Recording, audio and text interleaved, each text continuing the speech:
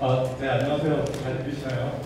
네. 네, 안녕하세요. 저는 웹에서 일하고 있는 조명목이고요. 아까 소개를 웹이라고 소개해 주셨는데, 다른적으로 웹이라고 발음해 주시면 됩니다.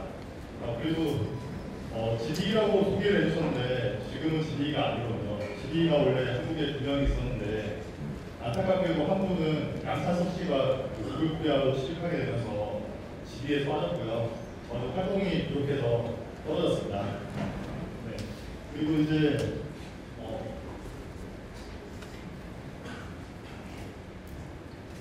주제를 오픈소스로 취업하기로 주제를 정했고요.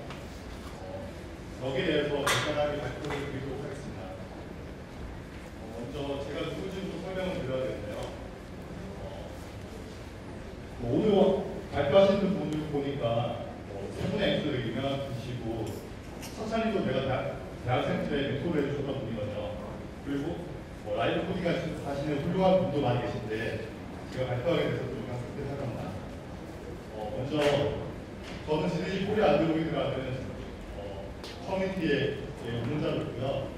그리고 최근에 랩의 한국인 직원으로서 일을 하게 됐습니다.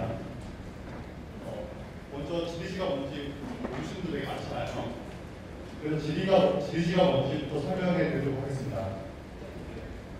GDC는 글로벌 커뮤니티인데요. 구글 기술에 관심이 있는 많은 사람들이 모여서 전 세계적으로 커뮤니티를 만드는 것이라고 볼 수 있고요. 네. 그리고 올해 GDC가 모였을 때 한 정도 규모가 되었습니다. 한 군데 안드로이드 모임으로서 저희는 GDC 코리아 안드로이드로 활동하고 있고요.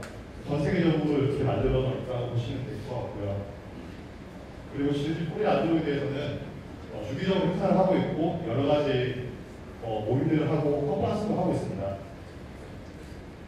그리고 이제는 제가 랩에 다니고 있는 걸 설명을 드려야 될 것 같은데 아마 랩을 들어보신 분도 계시겠지만 처음 듣는 분도 많이 계실 거예요.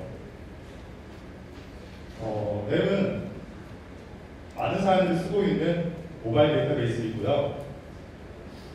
아마 지금 랩 데이터베이스를 쓰고 있는 사람들은 아마 수억 명 정도의 규모에 달할 것 같습니다.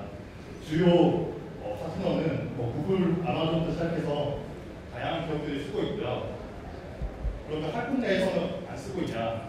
한국 내에서도 다른 카카오나 네이버를 비롯해서 여러 대기업들과 여러 스타트업들이 랩 데이터베이스를 쓰고 있어요. 그러면은 처음 듣는 분은 왜 이 랩 데이터베이스를 쓰고 있느냐 이렇게 궁금하실 수 있잖아요. 랩 데이터베이스는 빠르기 때문에 요즘에 주목을 받고 있는데요. 카운트 개수를 지배할 때는 모바일 데이터베이스 많이 쓰고 있는 시컬라이트 DB 있잖아요. 시컬라이트 DB에 대해서 몇 배가 빠르고 커링을 할 때도 몇 배 정도 빠르다는 걸 볼 수가 있습니다. 결국 내용은 랩 데이터베이스가 빠르다는 내용인데요.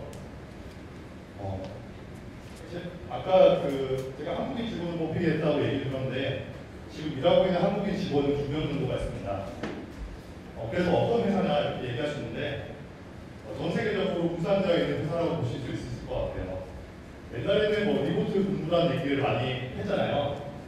그러니까 회사에 가지 않고 집에서 근무하는 사람들이 얘기를 많이 했었는데 리모트라는 말은 원래 본심이 있고 리모트가 있는 느낌이 들잖아요. 근데 요즘에는 원격에서 일하는 사람이 많기 때문에 분산 근무라는 말을 되게 많이 쓰고 있더라고요. 저희는 샌프란시스코와 데마페 코펜하겐 그리고 아시아의 한국, 중국, 일본에서 이렇게 개발자들이 있고요. 아쉽게도 저 사진에는 제가 없어요. 제 사촌 결혼식 때문에 저 행사에 가지 못해가지고 저 사진에는 없는데 전 세계 개발자들이 모여가지고 일을 하고 있다 이렇게 보시면 될 것 같아요. 그리고 빠르기만 하냐? 그렇지 않고 또 쉽게 쓸 수 있다는 게 장점이라 할 수 있을 것 같아요. 시컬어는 쓰지 않고 쉽게 쓸 수 있어요. 어차피 지금 랩 데이터베이스를 관심 있는 사람들은 나중에 알아보고 어떻게 사용하시는지 찾아보게 될 거잖아요. 그래서 사용법에 대해서는 간단히 넘어가도록 하고요. 저희 프로젝트가 오픈소스 프로젝트이고 저기 무슨 램 자바와 램 코어가 있는데 각각 안드로이드용과 아이폰용이라고 보시면 됩니다. 그래서 그 램 자바와 그 램 코어 버전이 공개된 게 한 1년 정도 됐는데요. 저희는 숨겨둔 것이 없다고 얘기할 수 있는데 아직까지 한 가지 숨겨둔 게 있어요. 코어 버전은 코어 부분은 숨겨져 있는데 아마 또 어느 정도 시간이 걸릴지 얘기드리긴 어렵지만 공개될 겁니다. 그래서 개발안을 보면은 저희가 개발하고 있는 이슈도 공개가 되어 있고 저희가 개발하고 있는 쿨리캐스도 공개가 되어 있어요. 그래서 어떤 단계를 거쳐서 개발하고 있는지 공개하고 있고요. 그래서 이제 본 주제로 와서 어떻게 제가 내면에서 일을 하게 되느냐 이런 얘기들을 해야 될 것 같습니다. 제가 내면에서 일하게 된 이유는 두 가지를 하고 얘기할 수 있을 것 같아요. 첫 번째로 제가 오픈소스 개발자라는 점, 그리고 두 번째로 제가 GBG에서 활동을 하고 있다는 점, 이런 얘기를 드릴 수가 있을 것 같은데요. 제가 오픈소스 개발자로 활동하고 있기 때문에 오픈소스 프로젝트인 랩에서도 개발할 수 있을 거라고 생각을 했던 것 같고요. 그리고 GBG로 활동을 하고 있었고 한때 GE 연기도 했기 때문에 많은 사람들에게 저희 랩에 대해서 알려줄 수 있을 것 같다. 이런 이유 때문에 제가 신청되었다고 생각합니다. 저는 예전부터 안드로이드 개발자였지만 오픈소스 활동은 안드로이드 활동을 하지 않고 그냥 다른 활동들을 했는데요. 색깔이 꽉꽉 채워져 있지 않은데 한 2년 동안 1191개 정도의 커밋을 올렸던 것 같고요. 이건 안드로이드가 아니라 일반적으로 웹 프로젝트나 다른 프로젝트들을 많이 작업했었습니다. 그래서 저는 거의 제가 전공을 하고 있는 안드로이드가 아닌 다른 프로젝트에 대해서 한 2년에 1100개 정도 커밋을 올렸다고 할 수 있을 것 같고요. 그래서 날짜로 본다면은 1년에 한 365일이니까 하루에 한 3개 정도 커밋을 했다고 얘기할 수 있을 것 같아요. 근데 이 커밋들이 다 굉장한 커밋이냐 그런 건 아니고 되게 소소한 커밋들이 많아요. 그래서 오픈소스 커밋을 어떻게 할 거냐 이런 얘기 나온다면은 저는 작은 것부터 시작하라 이렇게 얘기해 드리고 싶어요. 그리고 두 번째로 자기가 필요하거나 다른 사람들이 필요한 것들을 작업하라 이렇게 얘기 드리고 싶은데요. 아마 지금 자리에 계실 텐데 전수현님의 프레젠테이션에서 현장 사진을 찍었는데요. 저기에 나오는 설명들이 저희가 할 수 있는 것들을 나열한 것 같은데 저는 정답이라고 생각해요. 저희가 할 수 있는 게 어떤 오픈소스 프로젝트 관리에 참여할 수가 있고 개발에 참여할 수가 있고 구성에도 참여할 수 있고요. 되게 다양한 영역에서 참여할 수가 있어요. 그 중에서 되게 간단해 보여서 아무도 하지 않을 것 같다는 얘기를 하셔도 되고요. 그리고 자기한테 필요한 것, 그리고 남한테 필요한 것들을 해보시는 게 좋아요. 처음부터 난 되게 거창을 만들어야지 이렇게 하시는 분들 보면은 거의 중간에 포기하시고 아무것도 하지 못하더라고요. 진짜 간단한 게 많거든요. 제가 수행했던 내용 중에 몇 가지를 뽑았는데요. 첫 번째는 저 리액트 네이티브를 써보셨나요?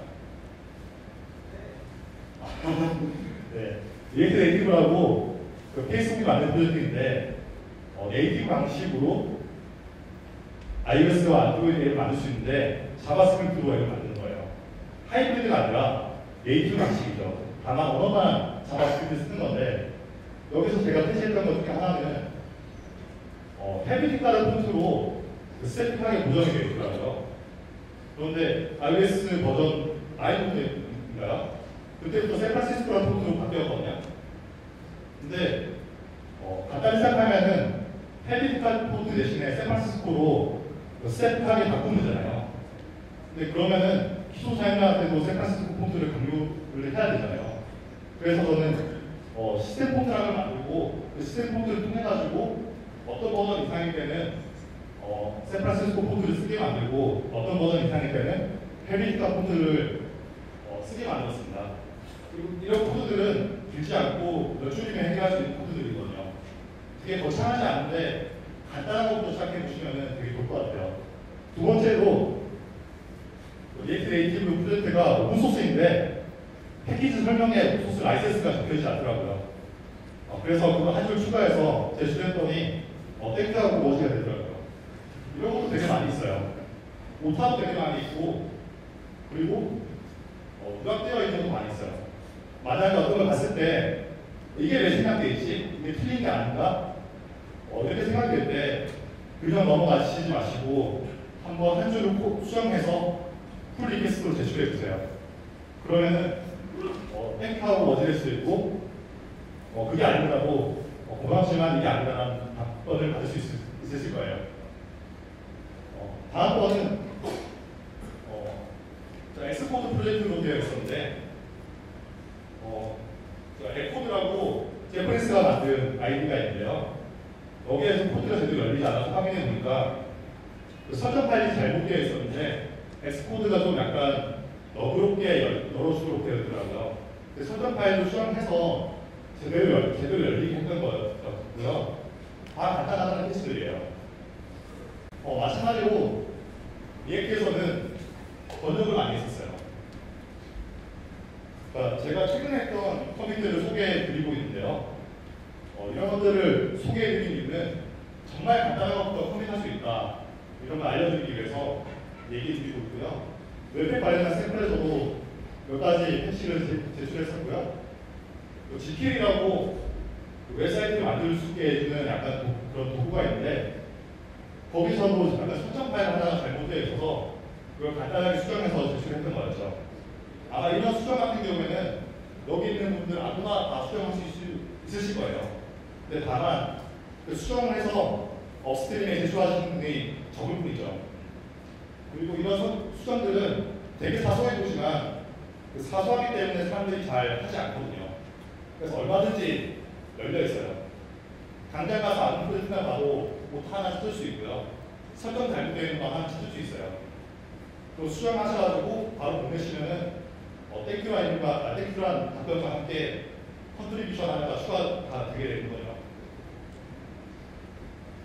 그리고 이것도 배터리라는 프로젝트 있는데 제가 RS 자바에 관심이 있어서 배터리 RS 자바를 추가했던 거였었죠. 이것도 RS 자바를 알고 계시면은 되게 쉽게 적용할 수 있을 거예요.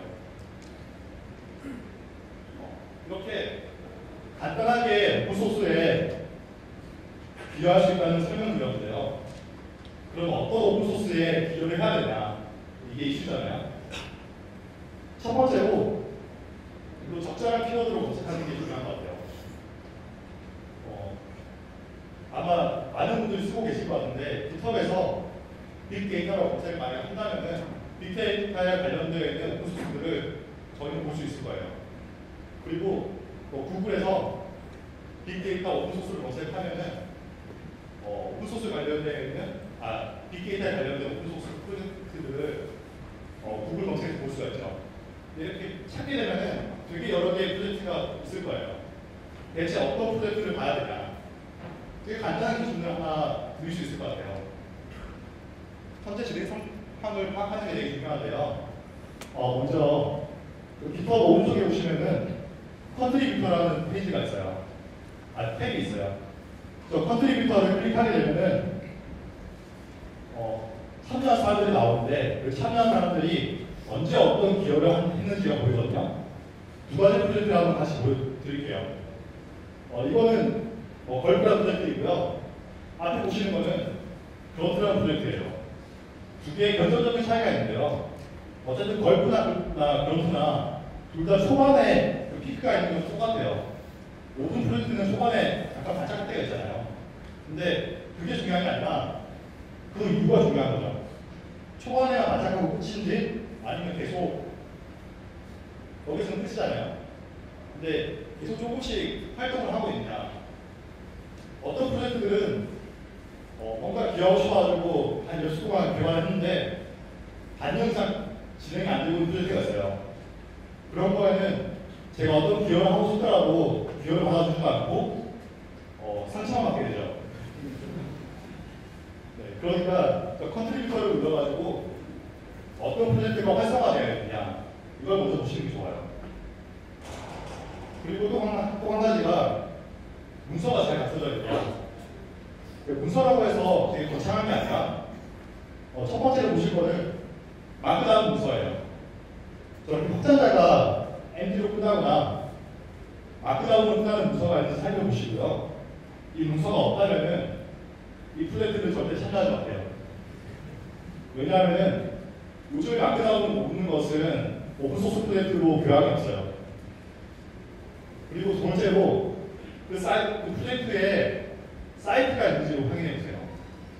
이 두 가지 기준으로 찾아보시면은 상당히 많은 프로젝트를 거를 수가 있어요. 이 프로젝트가 사람들에게 잘 받아주지 않겠구나, 잘 받아주시겠구나, 이런 것들을 한 번에 볼 수가 있어요.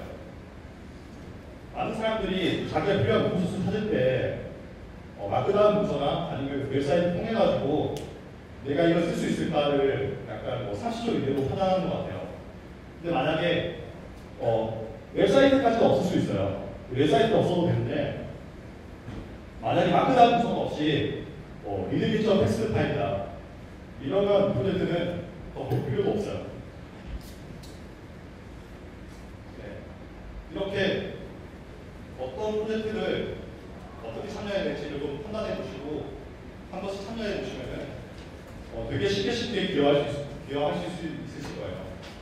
그러니까 저는 어떻게 보면은 오픈소스 활동을 열심히 하고 있었고 그리고 원래 안드로이드 개발자 커뮤니티 운영자이기 때문에 안드로이드도 할 수도 있고 오픈소스도 활동할 수 있다는 걸 보고 시험이 되는데요. 아마 여러분에게도 되게 많은 기회가 있을 거예요. 왜냐하면 되게 많은 해외 사이트나 해외 회사에서 리모트 개발자랑 분산 하고 싶은 개발자를 찾고 있는데 되게 많은 분들이 그 기회를 찾지 못하시는 것 같아요. 그래서 자신 있게 도전하고 오픈소스 활동을 하셨으면 좋겠어요. 제 발표는 여기까지고요. 시간이 좀 빨리 끝난 것 같은데 Q&A를 받도록 하겠습니다. 안녕하세요. 정원재라고 하는데요. 오픈소스 활동하시려면 영어도 잘하셔야 되잖아요. 그거 저는 사실 영어를 잘 못하는 개발자인데요. 근데 제가 그 소스 코드를 주거나 리포트를 하게 된 경우에 약간 활성화된 오픈소스 같은 경우에는 영어를 잘 하지 못해도 알아들으려고 많이 노력을 해주는 것 같아요. 근데 만약에 개인 프로젝트나 아니면 몇 달 동안 활동하지 않는 프로젝트라면 영어 못하는 제가 이렇게 뭔가 기여를 하려고 했을 때 약간 건강이 있는 것 같아요. 그래서 영어에 대해 자신이 없다. 그럴수록 제 생각에는 좀 큰 프로젝트에 도전해보시는 게 좋을 것 같아요. 큰 프로젝트들은 되게 많은 리뷰어도 있고 되게 많은 커뮤니티도 있고 그리고 적극적으로 참여하는 사람들 도와주는 사람들이 많이 있어요. 그렇기 때문에 큰 프로젝트에서는 영어가 큰 문제는 아니라고 생각합니다.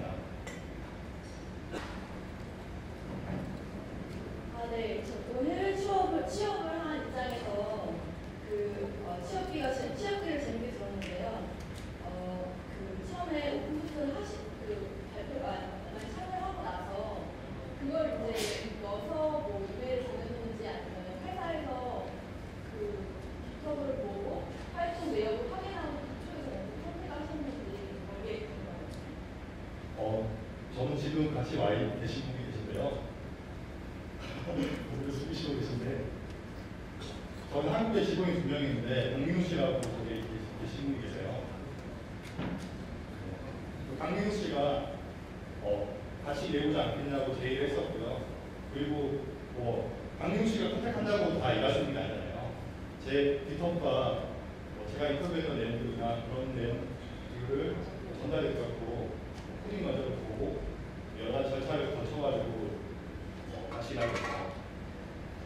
제가 처음 저희 한국에서 한 명 더 구하고 있었는데요. 개발자를 안드로이드 개발자를 구하고 있었는데 이제 좋은 사람을 찾다고 용님을 개인적으로 모르고 있었거든요. 근데 용님을 아는 사람들이 많다라는 걸 제가 알고 있었고 안드로이드 개발자를 찾을 때 이제 용님이 되게 유명하다는 걸 알고 용님이 발표한 컨퍼런스에 가가지고 이제 연락을 해서 관심 있느냐고 물어보고 깃허브를 보고 이렇게 또 이제 저희 안드로이드 개발팀에 깃허브 페이지 링크를 줬더니 이제 많은 컨트리뷰션이 있다는 거를 또 그분들이 우리 안드로이드 팀이 보고 굉장히 좋아하시더라고요. 그래서 그 다음에 뭐 코딩 인터뷰라든지 뭐 추가 인터뷰를 진행하고 나서 그 다음에 전체적으로 안드로이드 팀에서 업데이트가 돼가지고 영웅이 쫄면하게 됐습니다. 저 혹시 다른 질문 있으신가요?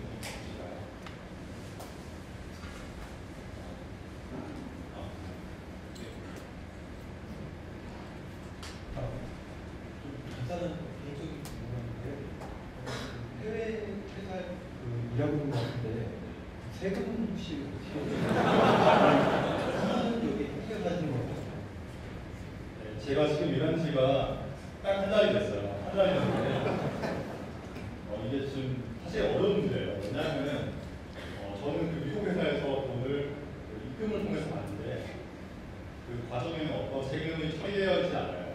그래서 내년 5월쯤인가 그때 한 번에 처리를 해야 돼요. 매년 1년에 한 번씩 처리를 해야 되는데 그 처리를 어떻게 해야 될지 약간 그 전문가를 만나보고 얘기를 해보려고 생각하고 있습니다. 사실 내년 5월이 될 때까지 세금을 어떻게 해야 될지는 잘 모르겠고요. 많이 얘기를 해보고 그리고 경험 있는 분들한테 얘기를 들어봐야 될 것 같아요. 한국에도 리모트로 일하시는 분이 많이 계시니까 펜시나 다른 곳에 일하시는 분들이 어떻게 처리하고 있는지를 보고 저도 비슷하게 처리를 하려고 합니다.